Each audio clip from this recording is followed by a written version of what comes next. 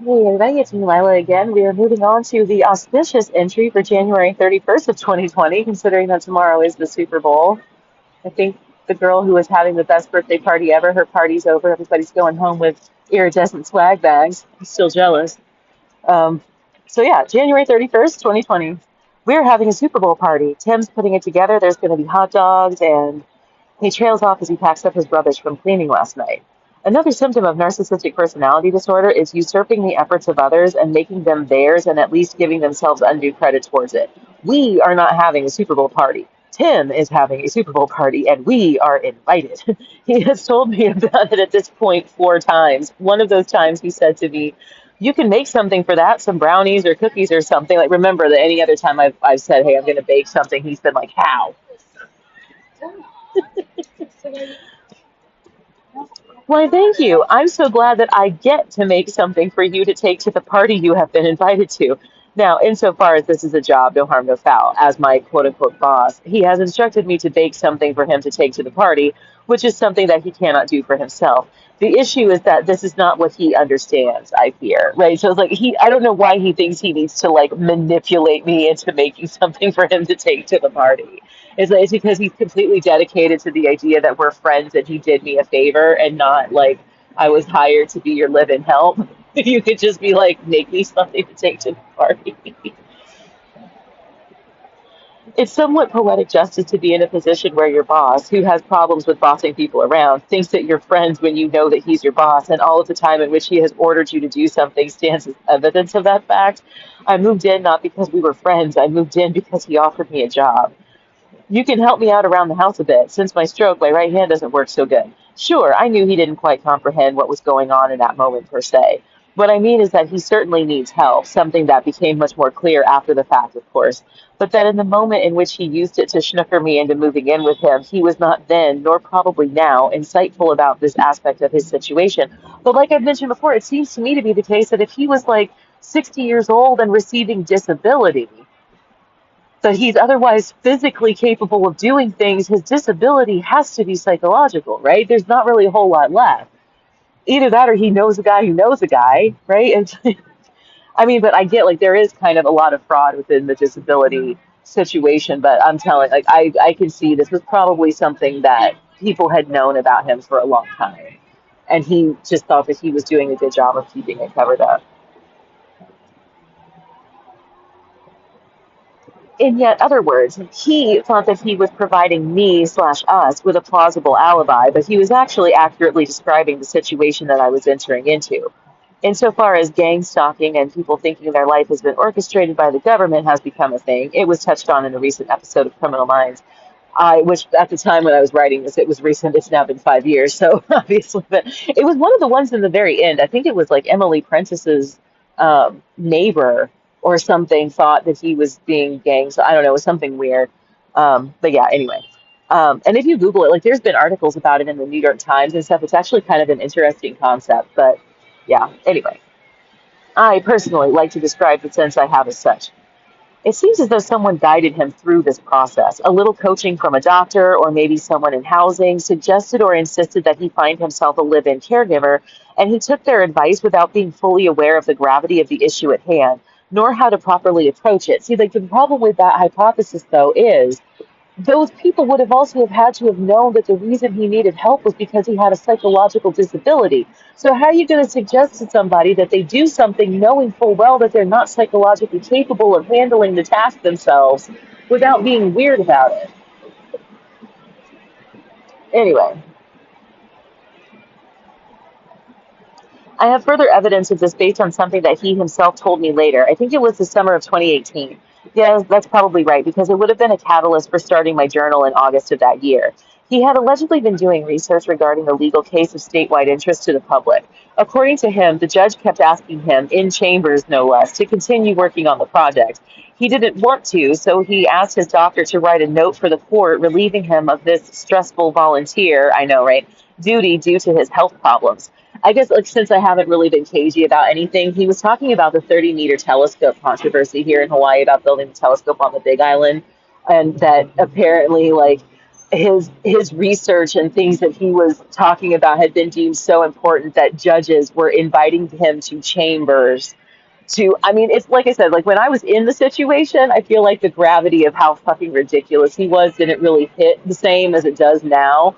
But it's also because in the moment, call it method acting if you want, but it's like when your task is to be someone's like friendly companion and you have to feign like you believe them and that you're interested and yada yada yada, it does actually kind of take that toll on your mind, right? Where you actually end up convincing yourself that that's true in order to be able to act the part. And so now that I'm far enough removed from it, it's like the was it Leonard Nimoy wrote that book that was called I am not Spock, and then later he kind of retried. He was like, no, you know what, I am Spock, and he wrote another book about how he's come to terms with how people just associate him so much with the legendary character that he played that he has to kind of just accept it and go with it. Um, but anyway, I digress. So literally, in his own words, lamenting to me later that afternoon when he, quote, came back from court, the note the doctor gave me made it sound like I'm mentally ill. I'll never forget it. The image of it all going down is imprinted on my mind. I didn't know what to do, but secretly was sort of giddy inside. I was witnessing firsthand what it looks like to see a crazy person come face to face with the information in writing from a doctor and be so sorely unconvinced that they were relating it to me in the way someone would something like, my teacher actually thought that Detroit is the capital of Michigan. I didn't know what to do. I think I just sat there staring for a moment before deciding to just ignore it, trapped between the rock of my own brazen honesty and the hard place of not being able to go against his personal social identity. Like, I'm not going to sit there and be like, oh man, you're totally sane. But I remember in that moment I was about to laugh. Like, I think I literally had to bite the inside of my lip to not like make noise because it was like, dude, you're kind of obviously, but oh well. It's my job to make him feel like he's not crazy. And yet, for employment's sake, I should be compensated as the nurse of a crazy person, should I not? Weirder still, I never bought the paralegal research or bullshit to begin with, so where was this story of his medical doctor signing off on the existence of a mental illness that had caught him so off guard come from? Hopefully now you understand why I say that I feel like someone is spoon feeding him from a script or something. So much of his persona seems just perfectly contrived. So meaning I don't know how it serves him to concoct a story in which he then has to tell me that a doctor has deemed him in writing mentally incapable. Right? I don't know how. I still can't. I'm like, I don't know in what possible way, unless he was beholden to someone who was like, no, you do it and you have to, kind of a thing, right? I don't know. I don't know because it doesn't seem to benefit him directly, but it benefits me, right? So, like the time I asked out loud in the way people pray to God in movies for a sign that others also notice the same personality deficits that I do, and that my observations aren't just my dissatisfaction with the situation itself. Lo and behold, within 48 hours, there was an incident in the building that led someone to anonymously putting a post it note on his door that said that they were praying he learns how to be kind to his neighbors. Amen. It's about 4 p.m. I got up to refresh my beverage. In usual fashion, even though we have both been sitting at our desks for the better part of 3+ hours, as soon as I get up, he jumps up and runs to the bathroom while I am refilling my water. It's amazing how he doesn't realize that he needs to pee until he knows that I have gotten up. I get up and do everything in one fell swoop like an employee on a break. Get a drink, maybe a snack, take it back to my desk, then go to the bathroom. Sometimes when he notices that I'm getting up, he'll spring up and make a run for it. It's so peculiar and kind of rude. More peculiar than rude. It's the perfect specific instance that describes how his personality makes me feel on the whole. Very chicken or egg. Is it the stupidity or the ego that bothers me more? Would I rather he were smart with the me first, me best attitude, or that he were dumb but more humble? I'm not sure, but I do know that this entitled brat hole is the most irritating person I have ever known, due in large part to his obviously diminished mental capacity. I asked him if he had gotten the mail yet today, and he mumbled around about going downstairs for something else anyway, but the weather looks like it's getting bad, but meh, and then proceeded, as I was in the bathroom, to start going through another container of things to throw away. He had a few towels laying about and asked me, do you want me to throw your gray towel away?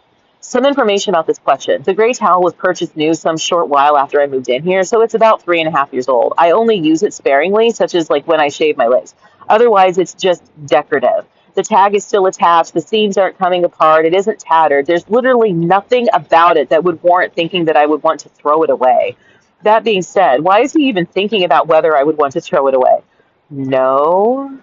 Well, I was just thinking maybe it's old and you want to get rid of it. This is not a closing throwaway statement. He was asking me to reconsider, staring at me intently as if he has something writing on this. Well, I have this other blue towel. Do you want to use that instead? The blue towel matches the bath towel that I actually use after showering. There is also a second one of those in the closet. No, my gray towel is fine. You sure? Ugh. Yes, I'm sure. Okay, he says, as though I'm missing out on something. It was the sort of exchange that someone might ask at a craps table. Are you sure you want to bet on black again? Yes. You could change it to red. No, thanks. Quite sure. We're about to roll again. Yes, please continue. I wonder if he ever considers how weird it is to be thinking about whether or not I would want to get rid of my property, especially something as pedestrian as a rarely used bath towel. But then, do you want this? He holds up an almost worn through, extremely faded beach towel with Buzz Lightyear on it. I just stared at it, considering the jab of why in the fuck would I want this, but you think I want to get rid of my gray towel? It's from Toy Story. Yeah, I know. It's Buzz Lightyear. To infinity and beyond. Yeah. Do you want it for the back of your chair? No, I don't want it. As he's putting it into the trash. It's a really good beach towel, he says despondently, as though he hates to throw it away and thinks that I'm being silly for not taking it. One thing I've noticed is that it's as if he's slowly attempting to remove and replace my items with items that he has given me. He wants me to be more like him, eat more rice, throw away my stuff, but take ownership of his stuff. Like how he keeps asking me if there's anything I want to throw away in a closet that I barely have anything in. But then when going through his old stuff, ask if I need an old inhaler or some things for people who are diabetic. He wants me to take my possession of these bizarre, in the sense that I have no idea why he has them in the first place, medical apparati, but throw away my perfumes? And yet, on the other side of the ether, I can see that he is a diminutive human being. Why would I ever want to be more like him? And to add a little biological science to that angle, he picks up my mannerisms subconsciously all the time. That makes me the alpha, biatch. His judgments are really disorganized in this way, generally speaking. Any judgment he makes is good, despite evidence to the contrary. But again, given my position, it is not my place to point this out. It is my job to navigate it without him doing anything stupid or giving in when my own truly personal boundaries would be afflicted. Such as, it's like, he can continue beating his head against the wall as long as he doesn't knock himself out. Right? It's just my job to make sure he doesn't break his neck. But he can keep banging his head as much as he wants. Such as throwing away a piece of my property simply because for some reason he thinks that I shouldn't want it anymore. And that's the kicker, isn't it? The bizarre subjective value judgment that he places on certain aspects of my life, like my backup bath towel. Yeah, so I think because I at least have the foresight to date this document on each entry, that it would be prudent to keep separating them by the days. Yeah. And keep the videos shorter because they've been running over an hour lately. Yes. So that does it then for January of 2020, which means next we will start in on, I think it was February 2nd. Yes. February 2nd, 2020 next time. So until then, bye.